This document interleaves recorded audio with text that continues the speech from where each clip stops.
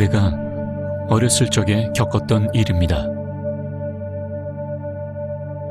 유치원에 다니고 있었을 무렵 근처에 같이 자주 놀던 여자아이가 있었습니다. 우리 부모님은 그 아이를 만난 적이 없었습니다. 주변에 사는 아이라면 한 번쯤은 만났을 법도 하지만 부모님과 그 아이가 마주친 일은 한 번도 없었습니다. 가끔씩 우리 집에서 놀자고 해도 그 아이는 이런저런 이유를 대면서 거절했습니다. 또 놀고 있던 도중 갑자기 이제 갈게라고 말하면서 종종 떠날 때도 있었습니다. 그런데 꼭 그 아이가 떠나면 몇 분 뒤에 우리 부모님이 나를 데리러 왔습니다. 하지만 내가 그 아이의 집에 놀러 간 적은 있었습니다.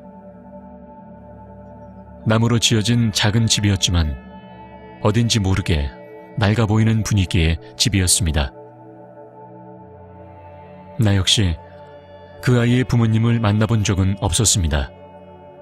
아마 맞벌이를 하고 있었던 것인지 그 아이의 집에는 언제나 아무도 없었습니다. 그런데 여름이 막 끝나갈 무렵 평소와 같이 놀고 있었는데 그 아이가 갑자기 쓸쓸한 표정을 지으며 말했습니다. 이제는 같이 못 놀 것 같다고 말입니다. 이사 가는 거냐고 물어봤지만 왠지 모르게 애매한 대답만 할 뿐이었습니다. 몇 번이고 물어보자 그 아이는 이제 돌아가야 한다면서 내가 잡을 틈도 없이 달려가 버렸습니다. 계속 물어봐서 화가 난 거라고 생각하면서 풀이 죽어 있었는데 그때 어머니가 나를 데리러 왔습니다.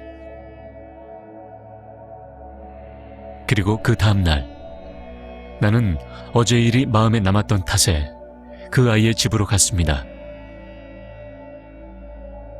화난 거였다면 잘못했다고 사과하려고 말입니다. 그렇게 생각하면서 걷던 도중 그 아이의 집에 도착했습니다. 그런데 그 집은 완전히 폐허가 돼 있었습니다. 현관문과 창문은 유리가 모두 깨져 있었고 집 앞의 작은 정원은 잡초만이 무성했습니다. 빨랫줄을 거는 장대는 녹이 슬어 있었고 깨진 유리창 너머의 집안은 가득 쌓인 먼지만 보일 뿐이었습니다. 누가 봐도 몇 년 동안은 사람이 살지 않은 집이었습니다. 하지만 그럴 리 없었습니다. 확실히 그 아이의 집은 여기였고 나는 어제도 여기 놀러와서 그 아이와 같이 놀았습니다. 그 당시 어렸던 나는 상황을 잘 알 수 없었던 탓에 그저 집 주변을 맴돌고 있었습니다. 그러다가 현관으로 들어가 보기로 했습니다. 실례합니다라고 작은 목소리로 말하고 살짝 집 안으로 들어갔습니다. 작은 집이어서 안에는 방 2개와 작은 부엌뿐입니다. 낡을 대로 낡아 나무가 썩어가고 있는 집은 그럼에도 불구하고 그 아이와 놀았을 때의 모습 그대로였습니다. 가구 같은 건 모두 사라져버렸지만 기둥의 위치 같은 건 모두 그대로였습니다. 그리고 그 기둥 중 하나에 유성 매직으로 글씨가 써져 있었습니다. 키를 재려고 그은 듯한 가로줄. 그 옆에 한글로 그 아이의 이름이 적혀 있었습니다. 그 이름을 보고 여기는 확실히 그의 집이라고 생각했습니다. 그렇게 생각하니 갑자기 슬퍼져서 눈에서 눈물이 주르륵 흘러내리기 시작했습니다. 왠지 모르게 이젠 다시는 그 아이를 만날 수 없다는 것을 알 수 있었습니다.